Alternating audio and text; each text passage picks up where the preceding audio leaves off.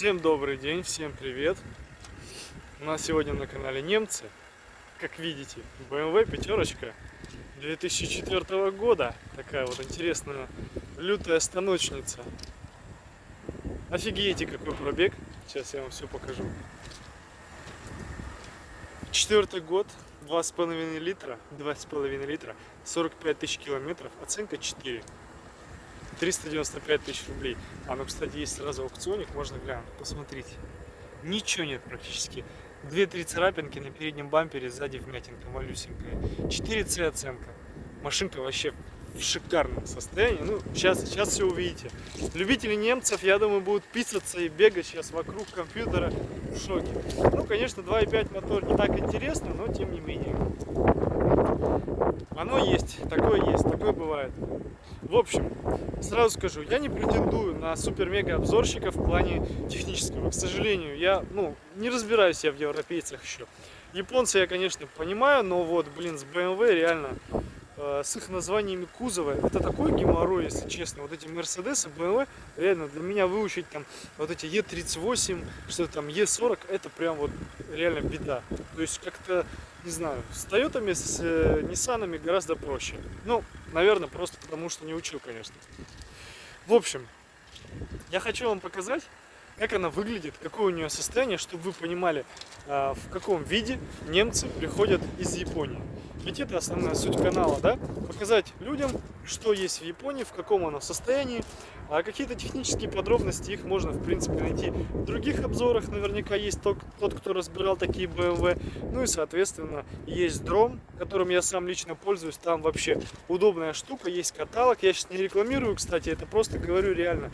Дром офигенно удобная штука. Там есть каталог, и в нем я нахожу все технические подробности, которые интересны. Вот. При желании, я думаю, всегда можно найти. Ну, либо, если у вас будут какие-то вопросы, вы, конечно же, их пишите в комментариях, я на все отвечу. Ладно, все, заболтался.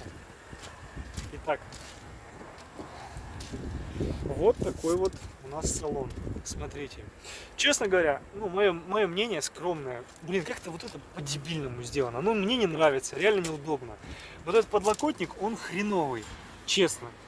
Не потому, что он какой-то не такой, он просто узкий. Я не понимаю, зачем делать подлокотники, если на него нормально руку не положишь. Он реально узкий. Вот это, как-то тоже. Дизайн, ладно, пофиг. BMW. Офигенно, что понравилось в BMW, это вот эта штука выездная. Бывают они, наверное, на других машинах, конечно, но вот именно нижняя часть, вот эта, под коленочки, она удобна. Она реально удобна, чтобы ноги не свисали, как-то так поддерживает классно. Состояние, посмотрите, кожа в шикарном состоянии, все четко. Кожа с тканью комбинированная. Здесь все хорошо, подлокотник не затертый. Джойстик в порядке. Вот тут есть небольшие мелкие коцочки, да. А на руле что у нас? На руле у нас все прекрасно на самом деле, практически. Единственное, пообдиралась вот эта вот такая вот здесь, я не знаю, как матовая такая пленочка. Вот тут чуть-чуть. И на консоли управлению стеклами тоже вот эта матовая пленочка ободралась. Она такая, знаете, непонятная, липкая. Это все перетянуть и будет норм. Вот. Присядем. Даже посмотрите, кстати, какие коврики. Видно, что реально 49 тысяч пробег. Педали посмотрите, в каком состоянии. Ничего не затертое, не потертое. Здесь вот еще коврик, видимо, какой-то родной. Они его даже, походу, никогда не снимали. Посмотрите, новый, просто новый коврик. И на нем еще, вот здесь подстертый, на 50 тысяч реально похоже. Пробега. Вот. Закроем дверь. О, у нас в Абхазию пришла зима. Реально холодно. Знаете, какая температура? Плюс 4, плюс 5. Даже снег на машинах лежит. В Абхазии последний раз такое лет 5 назад было. Я вообще сам в ужасе, абхазы все в ужасе. Все домой бежали печки топить, никто к такому не привык. Я у них сегодня говорю, а у вас есть? Говорю, веник, снег с машин поскидывать. Они говорят, ты что, долбанулся? Ты куда приехал? В Сибирь, что ли? Такая, да, шутка была смешная, я это тоже осознал. 44 тысячи пробег, не 50. Машинка газуется. Кстати, мне очень нравится, как она отзывается на газ. Очень мягкая, прям вообще, мотор крутится круто у BMW. Вот, здесь у нас вот такое вот меню, я в нем разобрался. Кстати, поставил английский язык. В отличие от японцев, у японцев такой штуки нету. Здесь вот я поставил язык, разобрался в климате, во всяких настроечках. Удобный, прикольный джойстик на самом деле. Он, знаете, как он реагирует? Вот видите, вот здесь пункты меню. Допустим, да, там раз, два, три, 4, 5, 6, 7. И вот этот джойстик крутится ровно на 7 пунктов. Вот, допустим, до нижнего. Сейчас так. Вот. Короче, я что хочу сказать. Он понимает, сколько там пунктов меню, и в зависимости от этого, вот сейчас 3 пункта меню, видите, раз, два, три. И вот он крутится именно на 3 положения, все дальше он уже не крутится. А когда ты заходишь в какое-то меню, появляется, допустим, там 7 пунктов, он, соответственно, крутится, ну вот как бы на все 7 пунктов. Здесь компьютер что-то. Ладно, разберется тот, кто эту машину приобретет. Прикольная штука, удобное управление климатом. Здесь вот такой вот, ну джойстик, ничего. Я вообще не скажу, что я фанат BMW, честно. Ну что-то в них есть. Но вот эти двери, честно, мне не нравится дизайн. Ладно, хрен с моим мнением. Главное же ваше мнение, правильно? Я просто показываю. Кстати, здесь очень круто темный потолок. Такой, ну, не черный, но такой темно-серый. Вот темные потолки, они создают уют в машине. Это круто. Такие вот лампочки, как бы, зеркало, я так понимаю, оно автозатемняющееся, скорее всего. Хотя кнопок нет, скорее всего, не автозатемняющееся. Вот такой вот мультируль, ну, как бы кнопочки по музыке, по управлению компьютером какой-то частично. Круиз-контроль присутствует у нас. Здесь у нас блок поворотников, здесь омывайка. Вот. Ох, какие бешеные дворники. Как-то по-мерседесовски они метут прям. Вот. Управление светом. Да, здесь есть парктроник. Непривычный вот такой вот ручник. Я сначала реально сидел, искал вон там под педалями ручник, никак не мог найти. Потом до меня дошло, что это BMW. Вот, нашел ручник. Ну, вот здесь такой кармашек под телефон, который, видимо, давно украли японцы. Вот это можно вытащить, как я понимаю, эту штуку, и просто использовать этот кармашек для мелочевки. Вот, здесь больше ничего нету. Ну, вот как-то, мне кажется, места мало в BMW, если честно. Подстаканники вот такие необычные. Еле съезжающий такой бардачок. Мне кажется, его никогда не открывали. Здесь управление печкой. Раздельный климат-контроль, как я вижу. Ну вот, диски читает он. Диски читает. Что такое DTC, интересно? Какая-то штука. Наверное, типа traction контроль. Вот. Залезем назад, посмотрим, как там сзади. Спереди вот я сел. Мне нормально, удобно. Сейчас сядем назад за мной же и посмотрим, насколько будет удобно.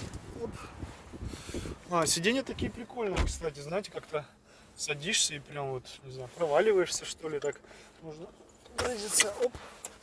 У нас такой подлокотник. Блин, ну он какой-то странный. Вот эти вот штуки вот, блин, могли бы убрать. Здесь такая вот хранилочка для планшета, как будто. Подстаканников у нас что, нет, что ли, сзади получается? Ну да, у нас нет сзади подстаканников. Просто вот такой подлокотник. Здесь у нас выход в багажник, если кому-то нужно. А подстаканников нет. Ну, блин, почему подстаканник? Может, не здесь? Нет. Ну, здесь отдельный климат, опять же, у нас тоже на каждого пассажира.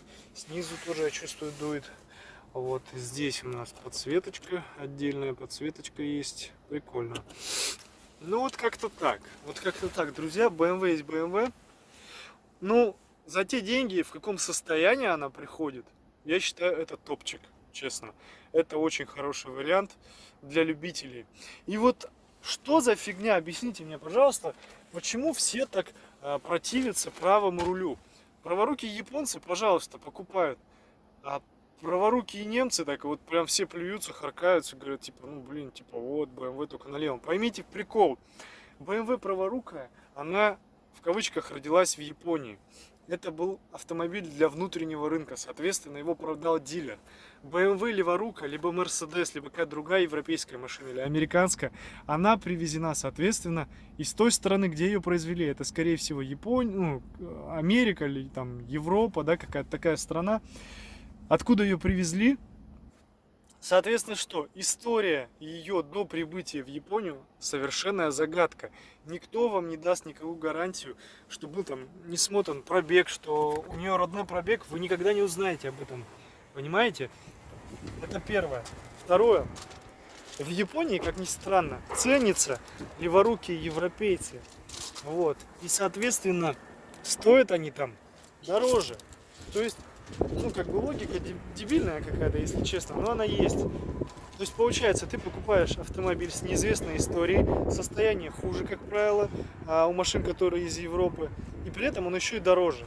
Здесь же, получается, машинка в лучшем состоянии, запаски нет, в лучшем состоянии автомобиль приходит с меньшим пробегом, стоит дешевле, известная история, и как бы все плюются. Вот я это не пойму, если честно. А у нас здесь аптечка, по-моему, никто никогда не открывал.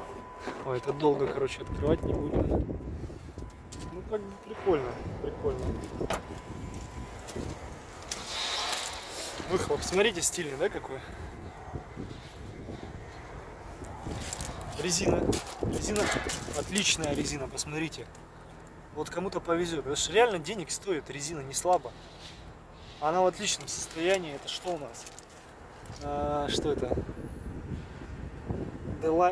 Deliant резина. 18 в шикарном состоянии. Диски тоже очень хорошие, помыть. Ну, как бы мелкие коцки есть, но норм вполне так прям. Состояние огонь. Кстати, машина продается, можете ее забирать. Посмотрите, вот дверные карты, допустим, вот эти все проемчики. Ну, видно, что не затерто, видно, что состояние очень хорошая машина. Вообще супер. Супер состояние. Под капотом откроем. Это же BMW. Это же самое интересное. Давайте откроем капот. Так. Здесь, кстати, мне нравится у BMW. Очень мягко, легко открывается капот. Не, я бы ездил, честно. На BMW я бы ездил. Так, откроем капот. Посмотрим, что у нас здесь. Так, это у нас какая-то масляная течка небольшая. Но это не ужасно, как мне кажется. Насколько я знаю, здесь стоит масляный фильтр. И, возможно, просто не дотянули, да. Просто не дотянули и немножечко просто из прокладки сочится. Но это не критично. Крышку просто подтянуть ключом. Здесь даже 25 ньютон-метров стоит усилие. И все будет норм. А так, машинка прям... Ну, по-моему, мотор шепчет. Все четко работает. Никаких пинков, ни толчков, ничего нету. Здесь вот все чистенько, аккуратненько. Ни подтеков. Поддон, вот вам не видно, но я вижу, что поддон чистый. На поддоне ничего там нету. Все как бы тоже. Посмотрите, болтики какие. Все родное, заводское. Ничего не откручивалось, видно. Видно, что все в прекрасном состоянии. Ну, как бы реальный пробег 44. Вот это только поменять фильтр, протереть тряпочкой, и все будет норм. Как бы прям отлично. По-моему, все болты, да, все заводские, родные. Здесь все такое прям чик-чик-чик. Чик-чик. Отлично. Машинка интересная.